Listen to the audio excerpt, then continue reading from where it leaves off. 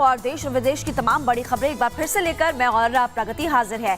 सबसे पहले हम बात करेंगे इस बुलेटिन में अब बांग्लादेश की। बांग्लादेश में बहुत बवाल हुआ और बवाल के बाद आज हम देखेंगे कि अंतरिम सरकार जो है वो शपथ लेते हुए नजर आएगी। सेना के मुताबिक सेना ये बता रही है कि मोहम्मद यूनुस आज रात 8 बजे शपथ ग्रहण समारोह में शामिल होते हुए नजर आएंगे और शपथ लेते हुए नजर आएंगे वो। बिल्कुल, और बताया जा रहा है कि अंतरिम सरकार में 15 सदस्य हो सकते हैं परिषद के, और क्या कुछ इसके अलावा सामने आ रहा है इस रिपोर्ट के जरिए समझते हैं।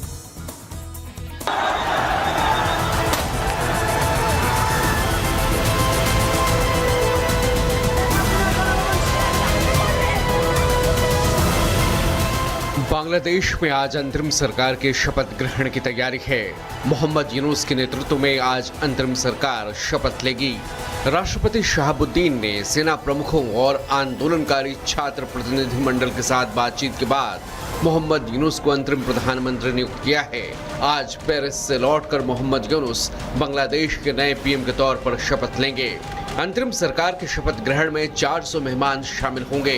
बांग्लादेश की सेना प्रमुख वकार उज जमा के मुताबिक 15 सदस्यीय सलाहकार परिषद अंतरिम सरकार का मार्गदर्शन करेगी और सलाहकार परिषद की सलाह से ही मोहम्मद यूनुस अंतरिम सरकार चलाएंगे। पेरिस से ढाका रवाना होते ही नोबेल पुरस्कार विजेता मोहम्मद यूनुस ने कहा कि मैं घर वापस जाने और ये देखने के लिए उत्सुक हूँ कि वहाँ क्या हो रहा है और हम जिस परेशानी में हैं उससे बाहर निकलने के लिए खुद को कैसे व्यवस्थित कर सकते हैं। मैं बहादुर छात्रों को देश का दूसरा विक्ट्री डे देने पर बधाई देता हूँ। हमें इस जीत का सही इस्तेमाल करना है। मैं सभी से शांत रहने और हिंसा न करने की अपील करता हूँ। हमें साथ मिलकर देश को आगे बढ़ाना है।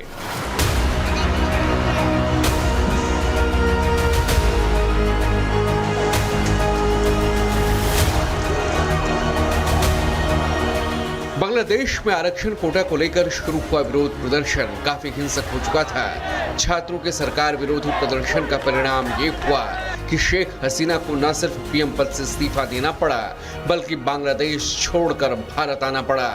शेख हसीना के भारत से अब यूएई जाने की चर्चाएं हैं। वहीं बांग्लादेश में हिंदुओं को प्रदर्शन की आड़ में चुन चुन कर निशाना बनाया गया। कई कलाकारों को भी नहीं बख्शा गया। अवामी लीग से जुड़े कम से कम 29 नेताओं की हत्या कर दी गई। बांग्लादेश में हिंसा में 400 से ज्यादा लोगों की मौत की खबर है। सरकार विरोधी प्रदर्शन से बांग्लादेश को भारी आर्थिक नुकसान हुआ। बांग्लादेशी एक्टर शांतु खान और उनके पिता सलीम खान को भी भीड़ ने पीट पीट कर मार डाला। सलीम अवामी लीग पार्टी से जुड़े थे। बांग्लादेश में सुरक्षा कारणों के चलते यहाँ के भारतीय दूतावास के 190 कर्मचारियों को निकाला गया।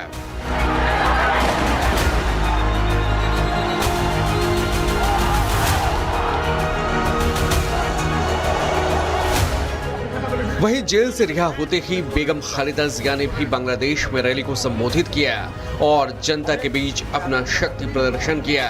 अस्पताल से रैली को संबोधित करते हुए खालिदा जिया ने समर्थकों से विनाश के रास्ते पर नहीं चलने का आह्वान किया। खालिदा जिया ने कहा कि आइए प्रेम, शांति और ज्ञान पर आधारित समाज का निर्माण करें और इसमें कोई विनाश नहीं होना चाहिए, न ही बदला और प्रतिशोध। युवा हमारे देश के भविष्य हैं और उनकी तरक्की के लिए हमें लोकतांत्रिक बांग्लादेश बनाने की जरूरत है, जिसके लिए उन्होंने खून बहाया। 2018 के बाद से ये उनका पहला सार्वजनिक भाषण था जब उन्हें भ्रष्टाचार के आरोप में दोषी ठहराया गया था और तब से वो जेल में थी। वहीं अमेरिका की तरफ से भी प्रतिक्रिया आई है।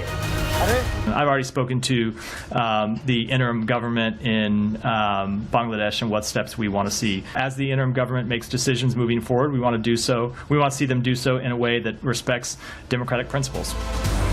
जाहिर है बांग्लादेश में अराजकता है। अमेरिका, पाकिस्तान और सेना की साजिशों ने वहां शेख हसीना की सरकार को बाहर कर दिया, लेकिन सबसे बड़ी चुनौती ये है कि बांग्लादेश कहीं अब दूसरा पाकिस्तान न बन जाए। अब मोहम्मद यूनुस क्या कमाल कर पाते हैं और इनकी अर्थनीति क्या बांग्लादेश की अर्थव्यवस्था में जान फूंक पाती है, ये देखना होगा। फिलहाल यूनुस के हाथों में कमान है और नए चुनाव कब होंगे इसका कोई ऐलान नहीं है।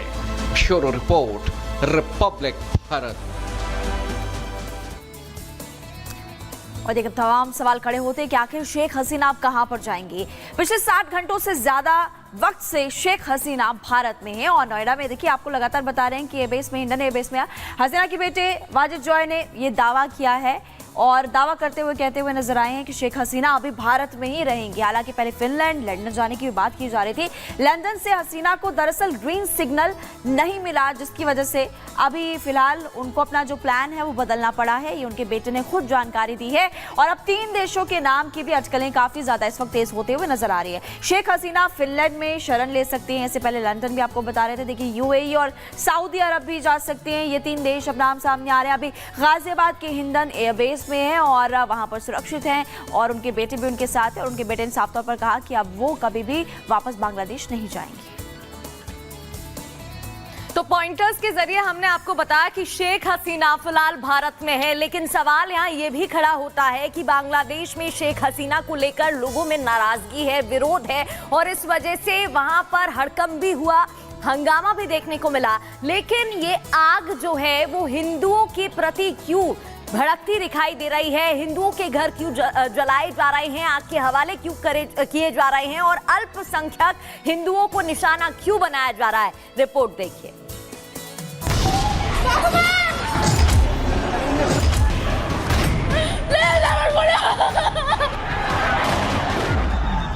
बांग्लादेश पिछले कई दिनों से हिंसा की आग में जल रहा है। यहाँ कई रोज से जारी हिंसा के बीच 300 से ज्यादा लोग अपनी जान गंवा चुके हैं।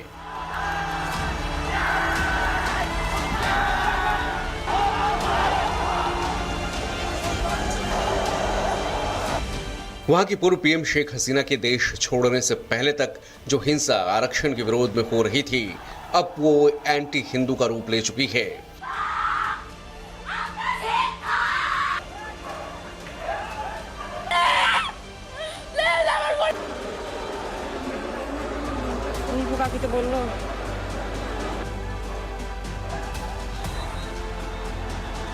लेकिन सवाल है कि आखिर बांग्लादेश में अल्पसंख्यक हिंदुओं के खिलाफ हिंसा क्यों, वो भी तब जबकि दोनों देश एक दूसरे के भरोसेमंद पार्टनर रहे हैं। दोनों की दोस्ती की हजारों मिसालें आज भी मौजूद हैं। दोस्ती और सामंजस्य का एक ऐसा प्रतीक भारत बांग्लादेश के कूच विहार बॉर्डर पर भी मौजूद है, जिसे 3 बीघा कॉरिडोर के नाम से जाना जाता है। उस कॉरिडोर की कहानी क्या है, इस वक्त वहां क्या स्थिति है, ये जानने के लिए रिपब्लिक भारत की टीम वहां पहुंची।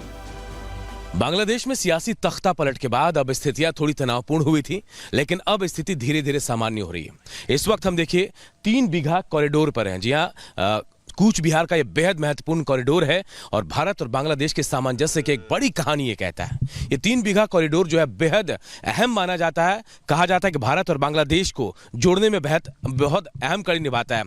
बीएसएफ के जवान 24 घंटा यहाँ मुस्तैद रहते हैं। आप हमारे पीछे भी देख सकते हैं कि कैसे मुस्तैदी के साथ ये जवान जो है यहाँ पर पेट्रोलिंग करते हैं। हम आपको बताने की कोशिश कर रहे हैं कि क्या सामंजस्य भारत और बांग्लादेश के बीच है। भले तस्वीरें, खबरें कुछ और आ रही हों, लेकिन यहाँ बिल्कुल